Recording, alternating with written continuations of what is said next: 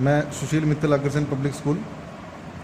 आज हम अकाउंट्स में, जैसे कि हम पहले change in profit sharing ratio discuss कर चुके हैं, उसी से रिलेटेड उसी में आगे हम उसमें थोड़ी डेवलपमेंट करेंगे, इंक्रीजमेंट करेंगे। आज हम पार्टनरशिप के अंदर admission of a new partner के बारे में डिस्कस करेंगे। ये टॉपिक बहुत इम्पोर्टेंट है। इसमें से 8 मार्क्स का क्वेश्चन जो है वो एक जरूर आता है। हो सकता है उसके साथ 4 मार्क्स का क्वेश्चन भी साथ आ जाए। और इस टॉपिक में मैक्सिमम प्रैक्टिस की रिक्वायरमेंट रहती है। जितनी ज़्यादा प्रैक्टिस करोगे उतना ही कम है। जब तक इसकी प्रैक्टिस प्रॉपर नहीं होगी, क्योंकि ये जो चैप्टर है, इस चैप्टर के बेस पे अगर आपको admission of a partner proper आ गया तो retirement, death of partner, dissolution वो आगे समझने में आपको ज़्यादा दिक्कत नहीं आएगी। इसलिए इस चैप्टर के स्टेप वाइज एक एक स्टेप को हम साथ साथ जो है शेयर करेंगे, साथ साथ देखेंगे। पहले तो हमें ये पता होना चाहिए भाई, जब किसी एक नए पार्टनर को एडमिट किया जाता है, उसको एडमिट करने का रीज़न क्या होता है, क्योंकि ऐसे तो किसी को भी एडमिट नहीं किया जा सकता ना। तो उसके कुछ रीजंस हैं, कुछ इसकी इम्पोर्टेंस है जिसके कारण एक नए पार्टनर को एडमिट किया जाता है। वो कौन कौन सी हैं? सबसे पहले, when more capital is needed, यानी एग्जिस्टिंग फर्म थी, उसको ज़्यादा कैपिटल की ज़रूरत है, और जो एग्जिस्टिंग पार्टनर्स हैं वो ज़्यादा और अपने पास से पैसा नहीं लगा सकते, तो वो क्या करते हैं, किसी नए पार्टनर को एडमिट कर लेते हैं। वो पैसा एज ए कैपिटल जो पैसा लेके आएगा, उससे जो बिजनेस की एक्सपेंशन के लिए जो है उसको वो यूज़ कर सकते हैं। दूसरा, when a competent and experience person is needed for the efficient running of business. भाई एक बड़ा एक्सपीरियंस पर्सन है, उसको हम क्या करते हैं, मैनेजर की बजाय वो उसको हम पार्टनरशिप में एंटर कर लेते हैं, क्योंकि जब वो पार्टनर बन जाएगा तो उस केस में वो ज़्यादा मेहनत करेगा, ज़्यादा प्रॉफिट अर्न करेगा फर्म के लिए, और वो प्रॉफिट जो है सब में शेयर होगा। किसी एक एक्सपीरियंस पर्सन को जो है, एफिशिएंट पर्सन को जो है अपने बिजनेस में हम जो है एंटर करते हैं, ताकि हमारा बिजनेस की डेवलपमेंट जो है वो ज़्यादा हो। एक हो सकता है to increase the goodwill and reputation, firm की गुडविल को बढ़ाने के लिए। जैसे किसी एक रिनोन्ड पर्सन को हम पार्टनरशिप फर्म में ले लेते हैं, उससे क्या होता है कि फर्म की जो गुडविल है वो इंक्रीज होती है। भी फला पर्सन जो है वो एक बहुत रेपुटेटेड पर्सन है, वो भी जो है इस फर्म का जो है हिस्सा है, इस फर्म का जो है पार्टनर है।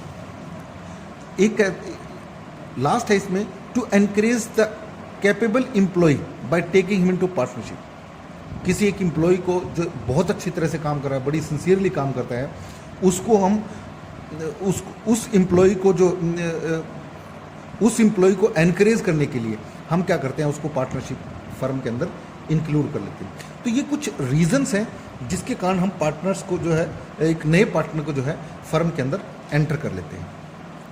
अब उसके अंदर जब किसी पार्टनर का एडमिशन होगा, जब हम किसी नए पार्टनर को एडमिट करते हैं, तो उसमें हमें कुछ स्टेप्स जो है कैलकुलेट करने पड़ते हैं। कुछ स्टेप वाइज जो है उसके अकाउंट्स जो है मेंटेन करने पड़ते हैं। वो स्टेप कौन कौन से हैं? सबसे पहले हम क्या करेंगे, new ratio and sacrificing ratio.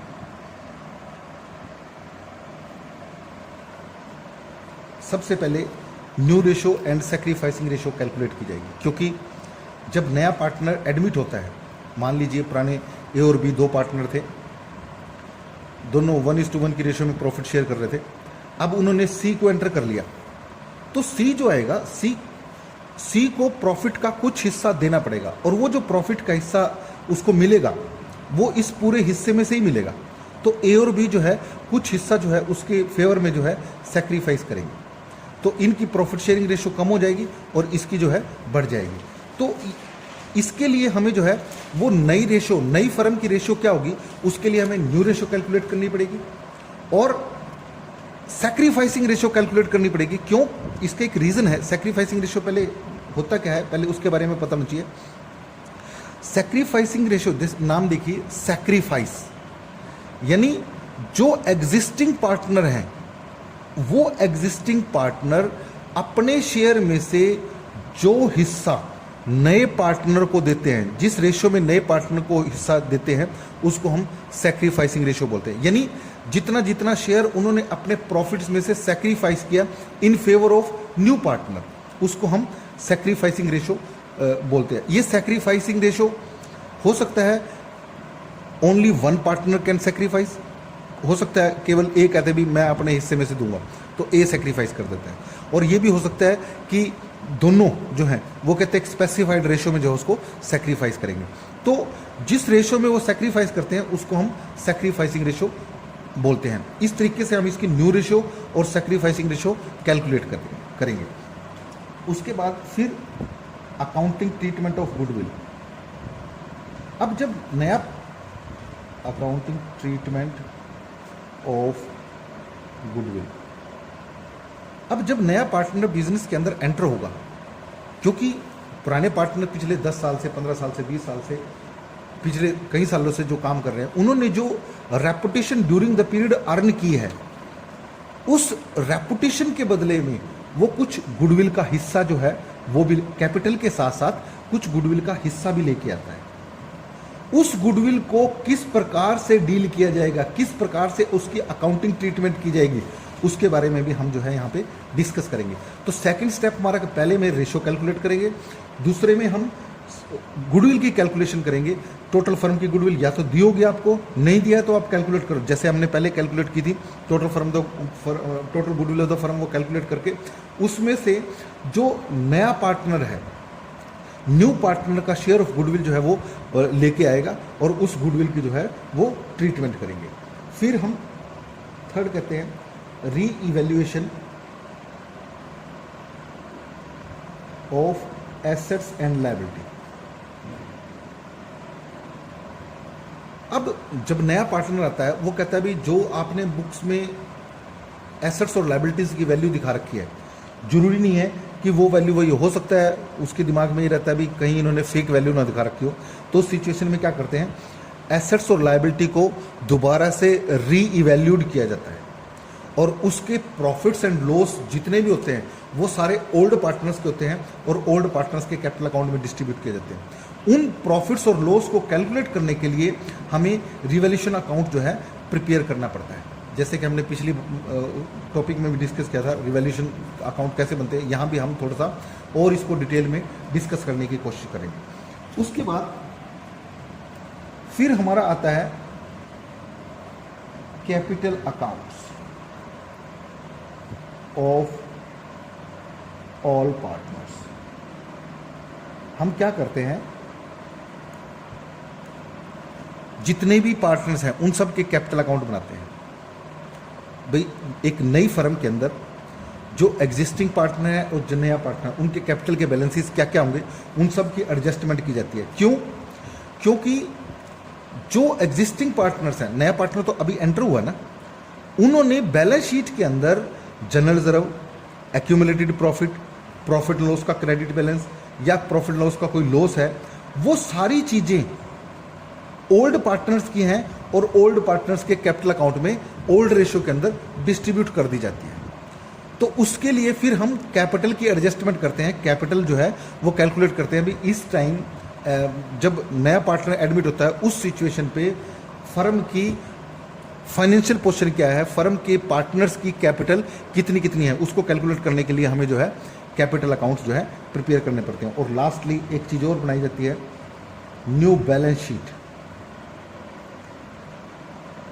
Of a new firm. नई फर्म की जो है एक बैलेंस शीट प्रिपेयर की जाती है। भी साल के एंड पे जब नए पार्टनर्स की एंट्री होती है उस सिचुएशन पे नई फर्म की बैलेंस शीट जो है वो प्रिपेयर की जाती है। इस तरीके से ये 5 चीज़ें जो हैं हम अलग अलग डिस्कस करेंगे ताकि आपको ये चैप्टर जो है करने में कोई दिक्कत ना आए। इसमें सबसे पहले देखिए new ratio and sacrificing ratio,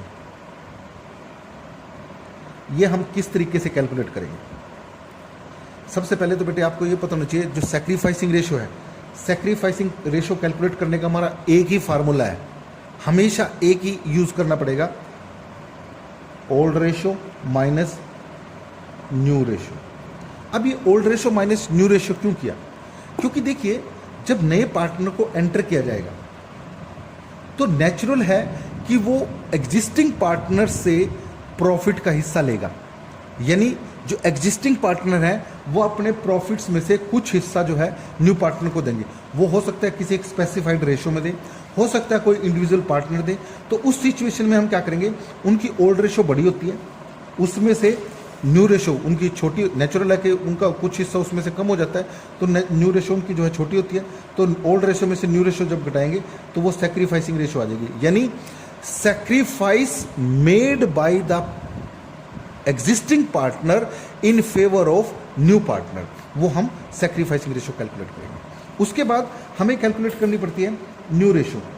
new ratio calculate करने का हमारा एक ही, इसमें हम अलग अलग फेज में अलग अलग उसमें डिस्कस करेंगे। ये भी बड़ा इंपॉर्टेंट है। इसमें भी आपने जो है आज सिर्फ आपने इशू न्यू रेशो की जो है वो कैलकुलेशन करनी है, क्योंकि न्यू रेशो कैलकुलेट करना भी एक थोड़ी सी मुश्किल है।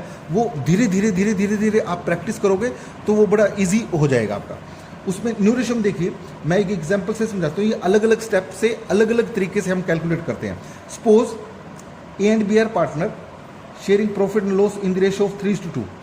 They admit C into partnership for 1/4 share. अब ए और बी पार्टनर थे, सी उन्होंने एडमिट किया 1/4 शेयर के लिए। अब यहां पे उसने ये स्पेसिफाई नहीं किया भाई जिस सी का ये 1/4 शेयर है अकेला ए देगा, इंडिविजुअली पेड बाय ए और इंडिविजुअली पेड बाय बी, और it will be paid in which ratio by A and B. कुछ भी उसने मेंशन नहीं किया हो। तो ये अंडरस्टूड है, ये हमें मान के चलना पड़ेगा कि जब कुछ भी ना मेंशन किया हो तो हमें ये ध्यान रखना पड़ेगा ए और बी के द्वारा जो सी का शेयर है वो अपनी ओल्ड रेशो में ही सैक्रिफाइस करेंगे। तो ऐसी सिचुएशन में हम न्यू रेशो और सैक्रिफाइसिंग रेशो किस प्रकार से कैलकुलेट करते हैं उसके बारे में डिस्कस करेंगे। अब यहां पे देखिए, लेट टोटल शेयर, अब देखिए पूरा शेयर जो है वो 1 है, 1 रुपया पूरा शेयर मान लेंगे हम। उसमें से after giving C share 1/4 remaining, बाकी का शेयर कितना बच गया 1 - 1/4, दैट इज 3/4। इसका एलसीएम ले लेंगे 4 - 1, ये 3/4 आ जाएगा आपका। अब ये जो 3/4 शेयर है, ये 3/4 शेयर सिर्फ ए और बी का रहेगा। अब यानी पहले तो वो पूरे शेयर में से ए और बी डिवाइड कर डिस्ट्रीब्यूट कर रहे थे अपने प्रॉफिट को। अब उनको 3/4 शेयर्स में जो है अपना प्रॉफिट जो है डिस्ट्रीब्यूट करना पड़ेगा। अब 3/4 के बेस पे, ओल्ड के बेस पे उनका न्यू रेशो क्या आया वो हम कैलकुलेट करेंगे। अब क्या करेंगे, एज न्यू शेयर, ए का नया शेयर निकाल लो। ए का नया शेयर हम निकालेंगे, वो 3/4 का 3/5 लेगा, यानी 3/4 का 3/5 ए के पास जाएगा। बी शेयर 3/4 का 2/5 और सी शेयर, सी का शेयर दिया हुआ आपको 1/4। इसको सिंप्लीफाई कर लो, 9/20, 6/20 और 1/4। ये न्यू रेशो आ गया। अब इसको सैक्रिफाइस कर लेंगे सॉरी, इसको सिंप्लीफाई कर लो। 9/20 is to 6/20 is to 1/4, 20 LCM आ गया। 9 इज टू 6 इज टू 4 5 जा 20। ये आपकी न्यू रेशो आ गई 9 इज टू 6 इज टू 5। अब जो न्यू प्रॉफिट शेयरिंग रेशो है between A B and C is 9 is to 6 is to 5। Then अब हमने सैक्रिफाइसिंग रेशो निकालनी है। सैक्रिफाइसिंग रेशो का हमने ए की फार्मूला लिखा था, old ratio minus new ratio. अब ओल्ड रेशो क्या थी ए की, ए सैक्रिफाइस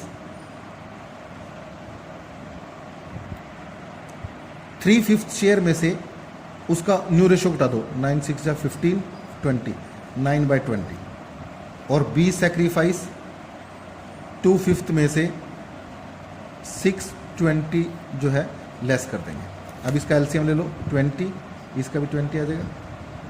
12 - 9 और 8 - 6, यानी इनकी जो सैक्रिफाइसिंग रेशो आई वो 3/20 इज टू 2/20। ये आपकी जो है न्यू रेशो कैलकुलेट होगी। मतलब इस तरीके से आपने न्यू रेशो भी और सेक्रीफाइसिंग रेशो भी दोनों जो है कैलकुलेट करनी है। तो इस चीज़ का आपने जो है वो ध्यान रखना है। अब आगे, अब यहाँ तो उसने कुछ भी नहीं बताया, आगे वो ये भी बता सकता है भाई A and B are partners sharing profit and loss in the ratio of 3:2. They admit C into partnership for 1/4 share, which he acquire from A and B equally. अब यहाँ पे उसने मेंशन कर दिया भाई A और B से वो बराबर बराबर हिस्सा लेगा, वो 3:2 के रेशो में नहीं देंगे, बराबर बराबर हिस्सा लेगा। तो ऐसी सिचुएशन के अंदर हम क्या करेंगे, A will sacrifice 1/4 का 1/2 यानी 1/8 शेयर A सेक्रीफाइस करेगा और B विल सेक्रीफाइस 1/4 का 1/2 यानी 1/8 शेयर जो है B सेक्रीफाइस करेगा। अब A और B की ओल्ड रेशो 3:2 थी, अब इसका 3/5 और 2/5 है। 3/5 में से 1/8 शेयर इसने दे दिया C को, तो इसका बाकी का न्यू शेयर आ जाएगा। इसका 2/5 शेयर था, इसमें से 1/8 शेयर इसने दे दिया C को, तो इसका जो है न्यू शेयर आ जाएगा। अब A's न्यू शेयर कैसे निकालोगे, 3/5 माइनस 1/8 और B's new share 2/5 minus 1/8। Simplify कर लो, 40 8 24 माइनस 5 40 16 माइनस 5 यानी ये आ जाएगा 19/40 11/40 और C का न्यू शेयर आपको दिया हुआ है 1/4। ये इनकी न्यू रेशो। अब इसको अगर सिंप्लीफाई कर लें 19/40 is to 11/40 is to 1/4, LCM ले लिया हमने, 40 19 इज टू 11 इज टू 10, ये इनकी न्यू रेशो है। इस तरीके से हमने जो है इनको ध्यान रखना है, इस तरीके से हमने जो है इनको सिंप्लीफाई करने की कोशिश करनी है। अब यहाँ पे सैक्रिफाइसिंग रेशो, हर एक क्वेश्चन के अंदर आपने न्यू रेशो और सैक्रिफाइसिंग रेशो जो है कैलकुलेट करके देखनी है, क्योंकि जब आगे आप अकाउंटिंग ट्रीटमेंट ऑफ गुडविल करोगे तो उसमें आपको उसकी काफ़ी हेल्प मिलेगी। यहाँ पे वही old ratio minus new ratio करके आप जो है सैक्रिफाइसिंग रेशो निकाल सकते हो। वैसे इस क्वेश्चन में उसने दिया हुआ है भाई किस तरीके से सैक्रिफाइस किया, वो सैक्रिफाइसिंग रेशो दी हुई है 1:1, क्योंकि इक्वली सैक्रिफाइस कर रहे हैं तो सैक्रिफाइसिंग रेशो यहाँ पे 1:1 आएगी। पर आप अगर old ratio minus new ratio करके भी दिखाओगे तो भी आपकी जो है ये सेम आंसर आएगा 1:1। तीसरी सिचुएशन में वो ये कह देता है भाई मान लीजिए A and B are partner sharing profit and loss in the ratio of 3:2, they admit C into partnership for 1/4 share which he acquire from A and B in the ratio of 2:1। अब यहाँ पे उसने एक specified ratio दे दी भी A और B से वो 2:1 की रेशो में अपना शेयर ले रहा है, तो A विल सेक्रीफाइस, A कितना सेक्रीफाइस करेगा 1/4 का 2/3 और B विल सेक्रीफाइस 1/4 का 1/3, तो ये आ जाएगा 2/12 और 1/12 यानी 2/12 शेयर ये देगा, 1/12 शेयर ये देगा। अब A's न्यू शेयर निकाल लेंगे हम, 3/5 में से 2/12 घटा और B का न्यू शेयर निकालो, 2/5 में से 1/12 निकाल लो, एलसीएम ले लो, 60 12 36 माइनस 10, एलसीएम ले लो 60 24 माइनस 5, ये आपका इसका न्यू शेयर आ जाएगा 26/60 26/60 19/60 और C का आपको दिया हुआ 1/4, ये न्यू शेयर आ जाएगा। इसको सिंप्लीफाई करके न्यू शेयर निकाल देंगे। और अगर आप इसमें सैक्रिफाइसिंग रेशो निकालना चाहते हो तो ओल्ड माइनस न्यू करके भी निकाल सकते हो, और नहीं तो इसमें सैक्रिफाइसिंग रेशो दी हुई है भाई 2:1 की रेशो में सैक्रिफाइस कर रहे हैं तो सैक्रिफाइसिंग रेशो जो है 2:1 हम जो है सैक्रिफाइसिंग रेशो निकालेंगे। इस तरीके से आपने जो है इसके क्वेश्चन जो है करने की कोशिश करनी है। होपफुली आप इनको जो है अच्छी तरह से प्रैक्टिस करोगे। Thank you.